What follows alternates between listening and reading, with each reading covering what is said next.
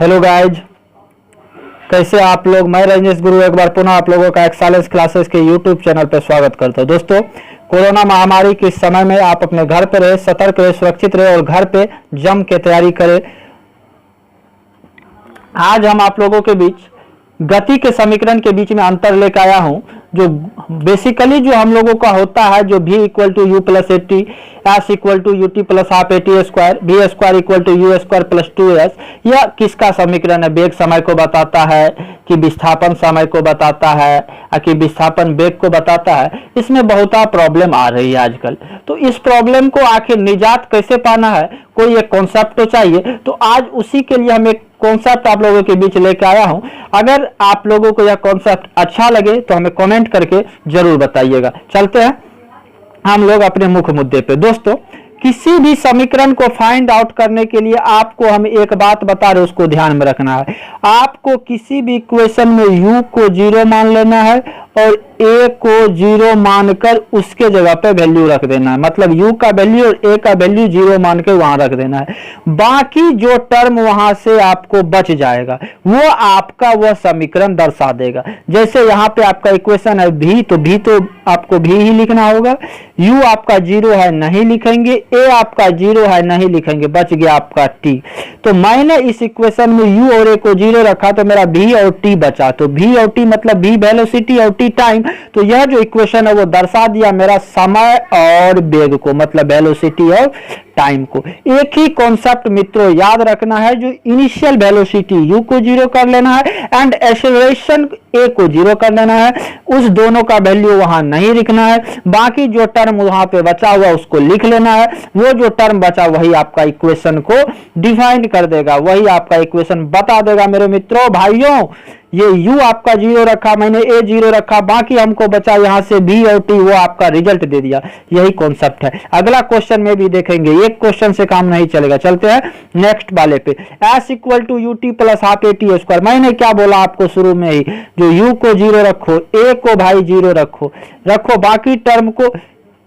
बाकी टर्म को लेके आओ। s को तो लिखना पड़ेगा, u को नहीं लिखेंगे क्योंकि मैंने 0 कर दिया। t लिखेंगे, हाफ को आप लिख लीजिए ना, वैसे भी न्यूमेरिकल हमको दिक्कत नहीं करेगा। फिर यहाँ क्या बचा अपना टी स्क्वायर। क्या क्या दिख रहा है? एस और टी, सिर्फ एस और टी दिख रहा है दोस्तों, मतलब डिस्प्लेसमेंट और टाइम खोज लो। Option number B right answer को ठोक दो। सिर्फ कॉन्सेप्ट याद रखना है, u को 0, a को 0, बाकी जो बचा उसको लिखो और इक्वेशन देखो। u को 0, a को 0, बाकी जो बचा उसको लिखो, इक्वेशन देखो, आपका यहाँ से रिजल्ट मिल गया। चलते हैं नेक्स्ट इक्वेशन पे, 3 का 3 देखते हैं।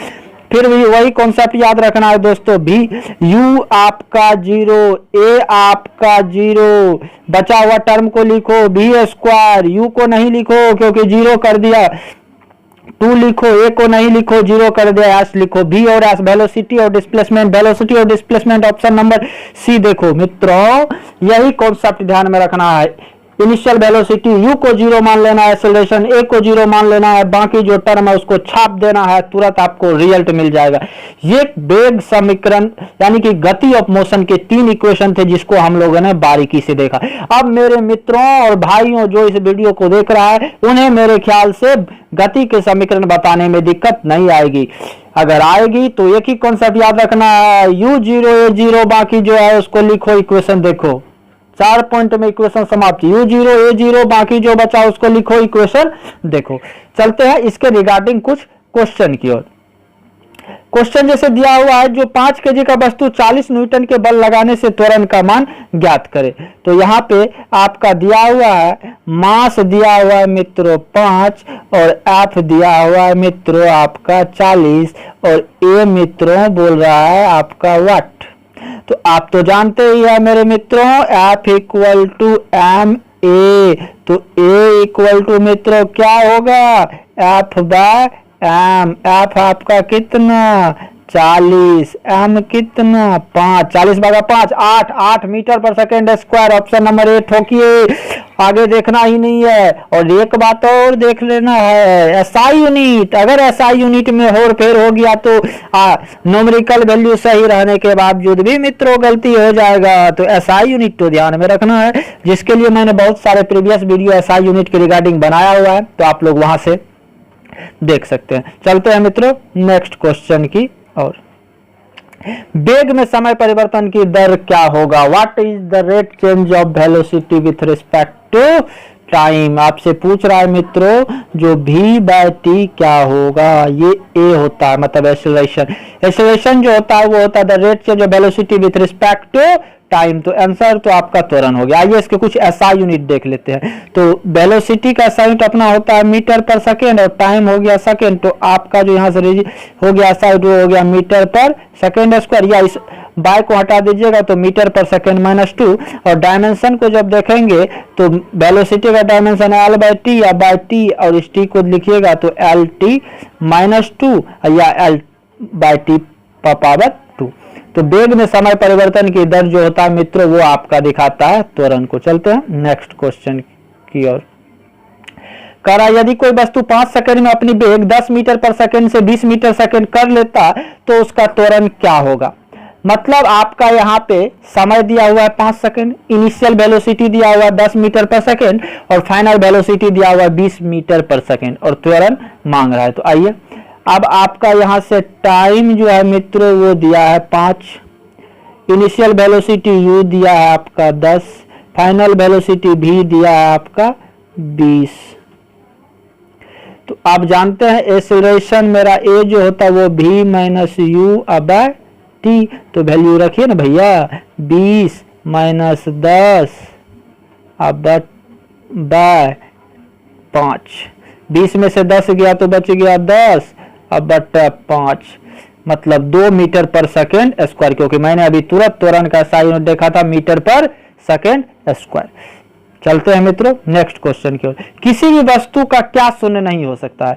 दूरी शून्य नहीं हो सकता है, वेग शून्य नहीं हो सकता है, त्वरण शून्य नहीं हो सकता है। तो मित्रों अभी तुरंत हमने वेग और त्वरण को तो शून्य मान लिया था और दूरी तो कभी शून्य नहीं हो सकता है। 4 कदम भी अगर आप अपने रूम में ही चले तो आपने नहीं ज्यादा तो 20 centimetre, 25 centimetre, 1 metre, 2 metre, 5 metre, 10 metre आप दूरी जरूर कवर किए। मतलब कभी भी किसी भी सिचुएशन में आपका डिस्टेंस ना तो 0 हो सकता है और ना ही आपका डिस्टेंस निगेटिव हो सकता है। डिस्टेंस हमेशा आपका पॉजिटिव होगा, डिस्टेंस हमेशा आपका पॉजिटिव होगा और पॉजिटिव होगा तो कुछ ना कुछ वैल्यू तो मिलेगा ना भैया।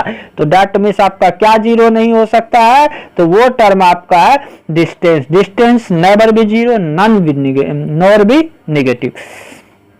ये पॉइंट को याद रखना। वेग आपका शून्य भी हो सकता है, 0 भी हो सकता है, मतलब नेगेटिव भी हो सकता है। त्वरण आपका शून्य भी हो सकता है और त्वरण के ऋणात्मक मान को हम लोग मंदन कहते हैं, मतलब डी एक्सेलरेशन कहते हैं। जैसे आप एकदम पहाड़ पे मोटरसाइकिल चला रहे, पूरा एक्सेलरेटर मोटरसाइकिल का एक्सेलरेटर को उनार दिए, पूरा गाड़ी भाव भाव कर रहा है, पहाड़वा पे गाड़ी चढ़िए न रहलवा, क्या बात हो।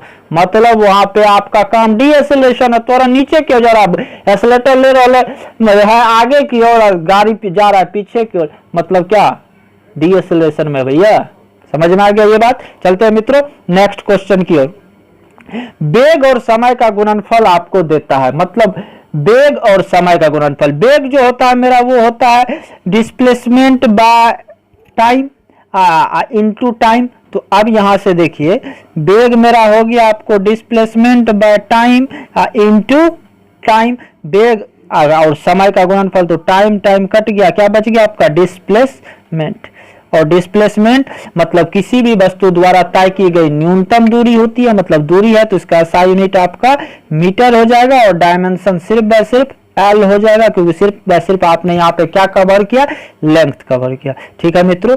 संवेग आप जानते ही है, जो संवेग जो आपका होता है वो होता है dot product of mass and velocity.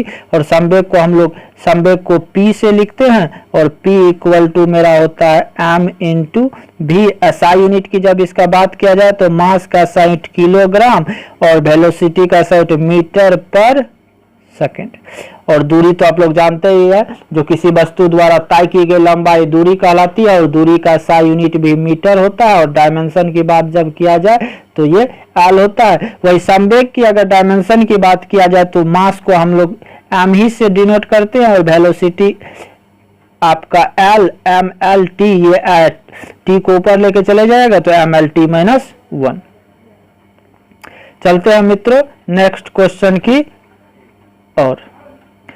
चाल, दूरी और समय का सही संबंध है। चाल जो होता है मित्रों उसको हम लोग एस से लिखते हैं, दूरी को डी से लिखते हैं और समय को टी से लिखते हैं। तो इसी के बीच में आपका सही संबंध क्या है यह बताना है। तो आप जानते हैं जो चाल बराबर जो होता है वो मेरा होता है दूरी बटा समय। मतलब चाल को एस से लिखते हैं, दूरी को डी से लिखते हैं और टाइम को टी से लिखते हैं। तो S equal to D by T, मतलब ऑप्शन नंबर बी। बाकी इक्वेशन आपका यहाँ पे सही नहीं है। यहीं से अगर दूरी निकालना हो तो चाल इंटू समय और समय निकालना हो तो दूरी बटा चाल हो जाएगा। चलते हैं नेक्स्ट क्वेश्चन की ओर। जो वह भौतिक राशि जो कभी भी ऋणात्मक नहीं हो सकती है, मैंने अभी तुरंत बोला आपको, जो दूरी आपका हमेशा धनात्मक होगा। किसी भी वस्तु का दूरी कभी भी ऋणात्मक नहीं हो सकता है, क्योंकि आप कुछ ना कुछ अगर लेंथ का वर्क कर रहे हैं, दैट मीन्स आपने कुछ ना कुछ पॉजिटिव वर्क किया, तो डिस्टेंस कभी भी आपका नेगेटिव नहीं हो सकता है। बल, त्वरण और वेग आपका नेगेटिव पॉजिटिव कुछ भी हो सकता है। बल आपका मास और त्वरण का गुणनफल होता है, इसका एसआई न्यूटन और सीजीएस यूनिट डाइन होता है। त्वरण आपको हम दिखा ही चुके हैं, वेग आपको दिखा ही चुके हैं। तो ये आज के कुछ क्वेश्चन थे, इसके रिगार्डिंग आप लोग घर पे अपने प्रैक्टिस कीजिएगा, खास करके इसके न्यूमेरिकल पे। v equal to U plus A T, S equal to U T plus half A T square और v स्क्वायर बराबर यू स्क्वायर प्लस 2s पे। और मेरे मित्रों आप इस कोरोना महामारी में अपने घर पे ही रहिएगा, हमेशा घर पे रहना है। अगर कोई बहुत इमरजेंसी काम ही है तभी ही हम लोग घर से निकले, क्योंकि जान है तो जहान है, लेकिन जान और जहान के साथ पढ़ाई भी जरूरी है। क्योंकि एक कहावत होती है, जो अगर मान लीजिए बाढ़ का खतरा है तो खेती नहीं करेंगे धान का, और यदि बाढ़ नहीं आया तो फिर खाएंगे क्या। तो जिंदगी है, अगर कोरोना महामारी से हम लोग जब सुरक्षित निकल जाएंगे तो फिर तो अपनी रोजी रोटी के लिए कुछ चाहिए। तो सरकार यहाँ पे लॉकडाउन लगा रही है, तो सरकार की जो यह लॉकडाउन है वो उतनी ही साकार हो रही है जितनी सरकार की योजनाएं साकार होती है। अगर सही से लॉकडाउन होती तो यह कोरोना महामारी आपका अगले साल ही समाप्त होता। यहाँ की गवर्नमेंट की पॉलिसी उतनी अच्छी हम लोग नहीं कह सकते हैं, लेकिन फिर भी जो गवर्नमेंट गाइडलाइंस जारी करता है हम लोग को उसके अकॉर्डिंग ही चलना चाहिए। ठीक है मित्रों, तो मिलते हैं आप लोगों को नेक्स्ट वीडियो में। तब तक इस वीडियो को देखिए, एंजॉय कीजिए, stay home, stay safe. Thank you.